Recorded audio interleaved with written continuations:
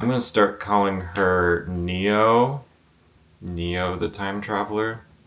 All right, so I'm gonna talk about my roommate here in New Jersey while I'm staying here. This Airbnb is set up so that there's multiple rooms and there's multiple people staying at the same time, which is kind of a unique situation, I think, for Airbnb. But it's kind of cool. I get to interface with new people. One of these people, we're going to use the name Neo because they are very they're very privacy oriented. They believe that the government has been after them, and in some cases they have. Their story is very long and complicated. Maybe I'll just start from the beginning and then we'll work our way through the story and conclude with maybe some interesting ideas of like timelines and how timeline jumping might work. So when I first got to this Airbnb, I'm in New Jersey, I'm hunting UFOs, I just got this new camera. I finally get to this place. It's in this very military town. It's Browns Mills. It's next to Fort McGuire, which is an Air Force base. So I get here and Neo is on the couch. They welcome me in. I go to my room. I'm like, okay, nice to meet you. I gotta take like a 10-minute nap because I was so tired. So I went to take a nap. I woke up. As I woke up, I heard the TV going in this living room talking about time travel, and they start mentioning UFOs. I'm like, okay, I gotta get up and I gotta meet this person. So I get up and I walk out of here, and I'm like much better after a 10-minute nap, just like totally fixed whatever's going on. And I get out here, and we kind of hit it off right off the bat. Like they're a very interesting person. I like interesting people. Neo doesn't really exist within the framework of normal society. You could say Neo's homeless. You could say Neo is crazy. I woke up from my nap. I came outside into this living room. I was like, "Hey, how's it going? My name's Brendan." I'm like, "You're learning about time travel? Is that what I'm seeing on the TV?" And Neo's like, "Yeah. Well, I'm a time traveler. I got here because I came through a portal." This really piques my interest. Oh, you're a time traveler?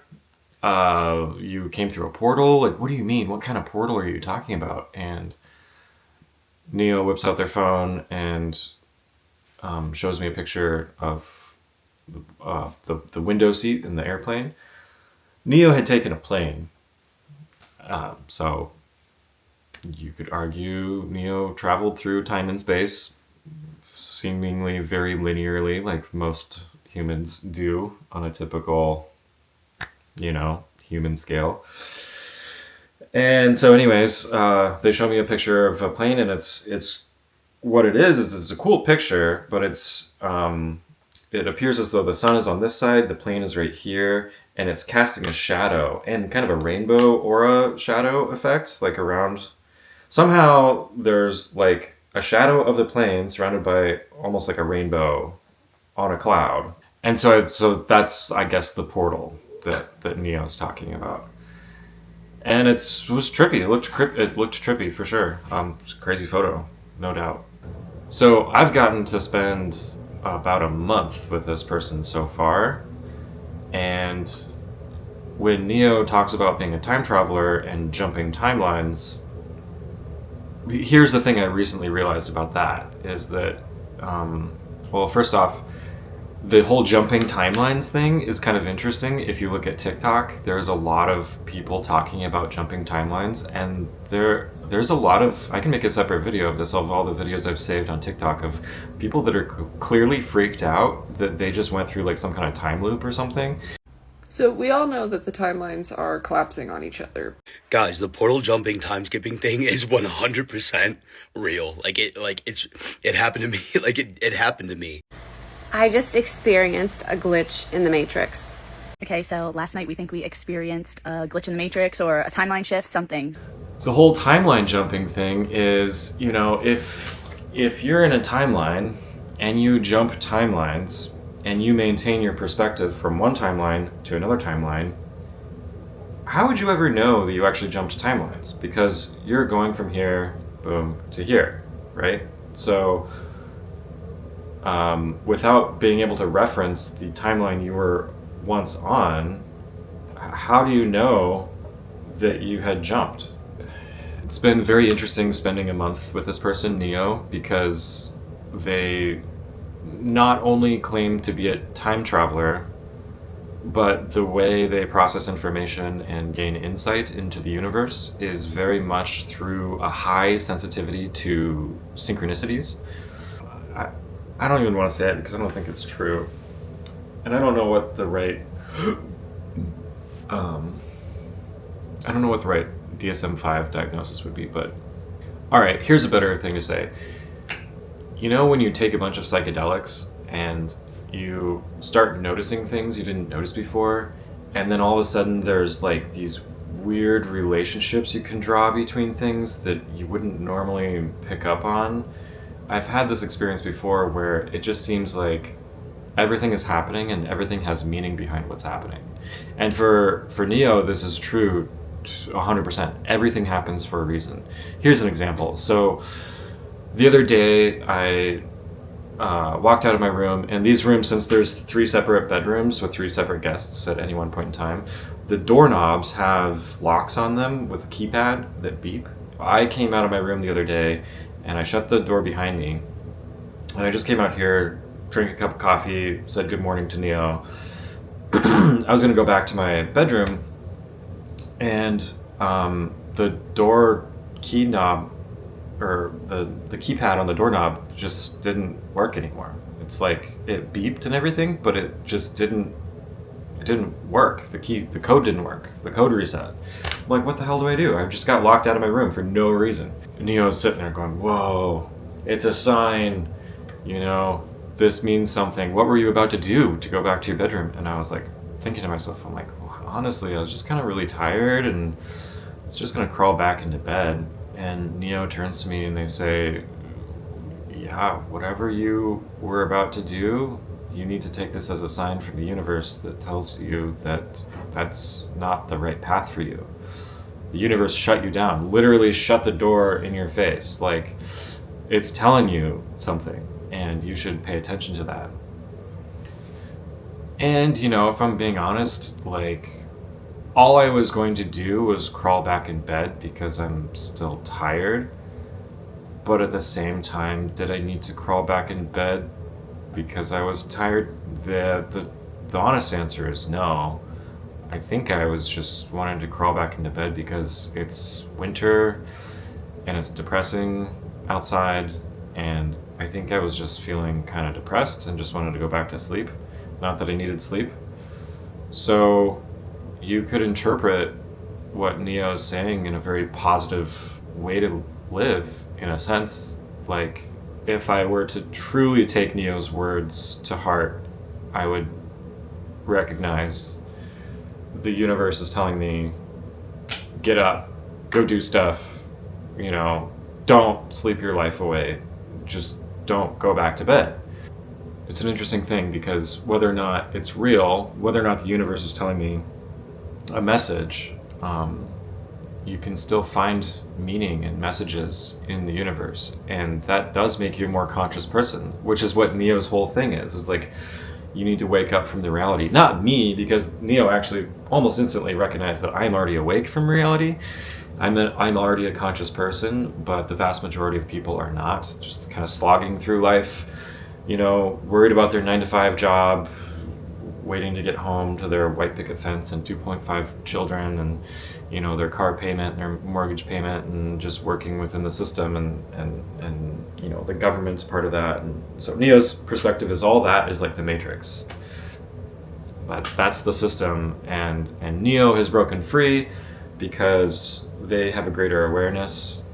They're a more conscious human, and part of what makes them a conscious person is recognizing every synchronicity, and everything that happens in our world in front of us happens for a reason, and it tells you things. The universe speaks to you in ways. If you just listen, it's like the Native American culture. At one point, Neo was watching videos on Native American culture. I think that plays into a large part of their operational framework is listening to Mother Nature, the earth, the birds, the animals around you, the plants, and just like really making a deep connection with your natural environment to inform you on what to do, how to proceed, you know. And so it gets to be a very spiritual kind of perspective. So it's been really interesting to spend so much time with this Neo person. Neo was kind of in a state of perpetual deja vu, almost. It's like numerous times Neo would just stop in the room, be like, oh my god, I've done this before. Like, I already know I've like already been here, I've already done this. I just need to make a slightly different decision. It's like they were in a time loop and they were trying to like get themselves out of this time loop by making the right decisions. Now, a little bit of like, that's the theory and definitely the mindset.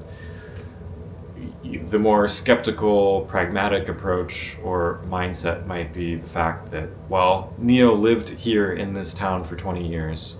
They left to kind of escape this place and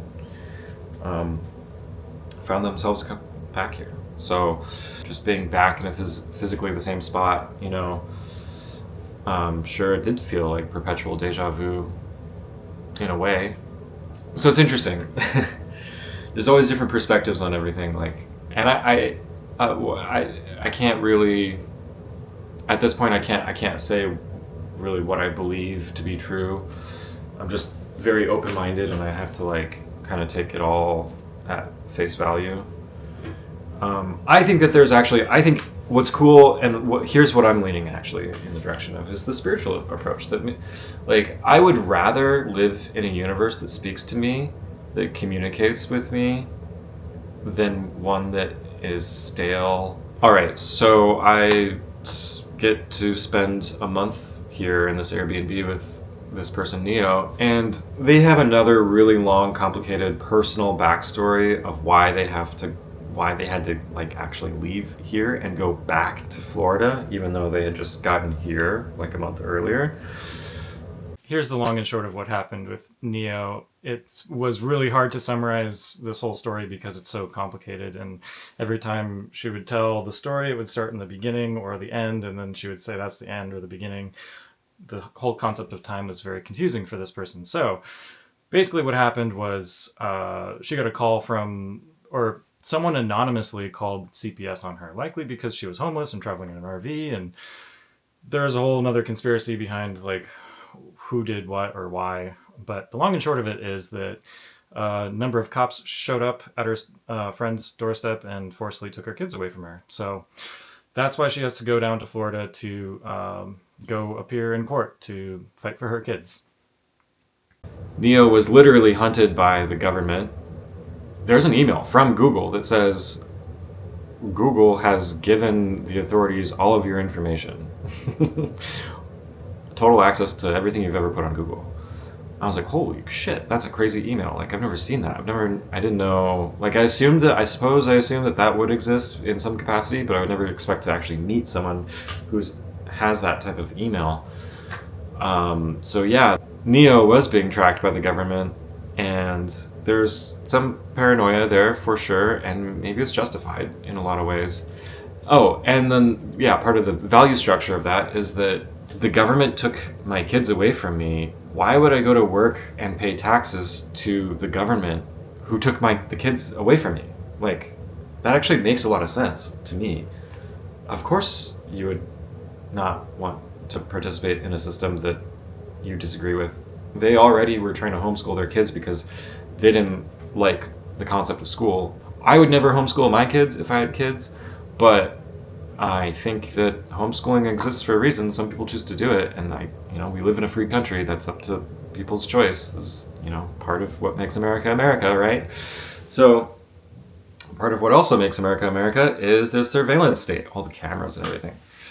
When I was out driving with Neo, they would often point out all the cameras, and it was kind of weird, and I do feel like there's more cameras here on the East Coast than in Montana.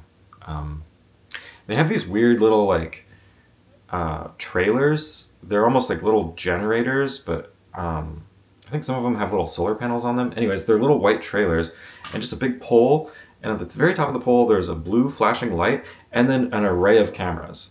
And these little trailer things are just parked in various random locations. So there's like mobile camera stations that get parked all around this area. I don't know. It is kind of Black Mirror-y. Neo has close to $0, seemingly no real plan to, or no means at least, to really get down to Florida to do this very important thing. So essentially, Neo has to go to court in Florida.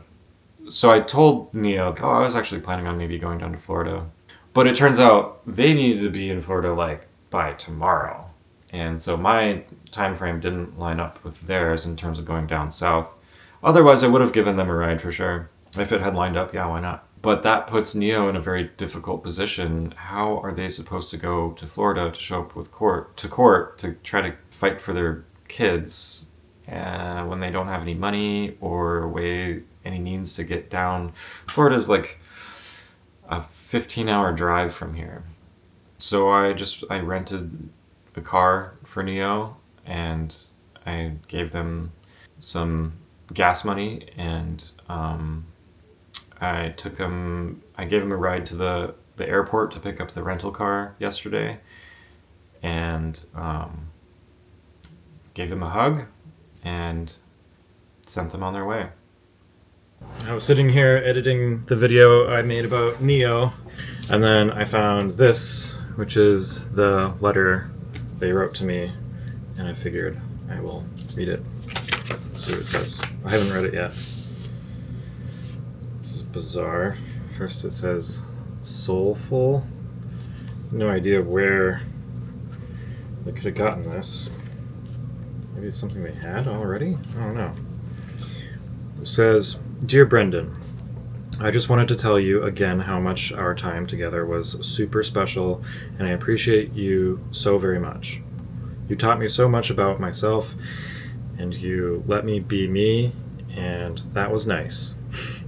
Oh, that was nice to feel no judgment from you, just felt understood and loved.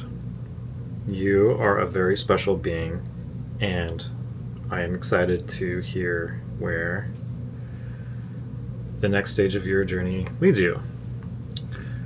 To hear what you learn and how you grow, the universe did a damn good job making sure we were magnetized. Crazy thing, huh? Remember everything in capitals. Remember everything is purposed and nothing is a coincidence. I will see you on the next timeline, my good friend. Stay safe and always curious. I love you, dude. Neo. This other page says, Molly is going to miss you too. Molly, she had a little dog with her named Molly. And yeah, the note was a little hard to read because it's like almost in cursive. No one really writes in cursive. Well, that was nice. Yeah, it kind of really falls in line with the video I made talking about this, spending so much time with this person. Remember, everything is purposed and nothing is a coincidence.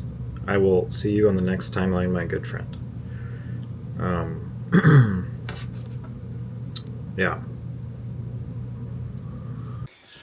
I should probably end this video with some kind of like conclusion, although I don't know that there is really a conclusion other than just wanted to document my experience since I spent so much time with this person, and it was really interesting to really be delving into all of my studies and my books and endless online rabbit holes of different types of theories. And you know, you start looking into the UFO phenomenon and it's wild. There's so many different rabbit holes to go down. And so having this person that was a time traveler and, you know, asking this person, you know, or trying to get feedback on like what I'm learning and, you know, talking about aliens to them, and she just raises her hand like, yeah, I'm right here. What do you want to know? And yeah, we formed kind of a special bond. It was interesting. And I believe I did the right thing in helping them get down to Florida to do the one thing that they spent 100% of their time on, which is trying to build some kind of legal case without any sort of guidance from the legal system. Numerous times I was like, I'm not a lawyer. You need a lawyer. Go find a lawyer. Like, you got to talk to someone who knows how the law works. And yeah, given her case and all the things that she worked through and showed me, I do believe that her kids were wrongfully taken from her. And so I do understand her perspective a lot on distrusting the government and larger systems of our society. So, yeah, I just wanted to say that's just been my experience for for several weeks now. I am now to be honest, I'm kind of done with New Jersey. It's not been fun necessarily. It's been a lot of studying for me, and maybe I just needed that time to like study. But it's time to do something else. So that wraps up that chapter. Thanks, guys.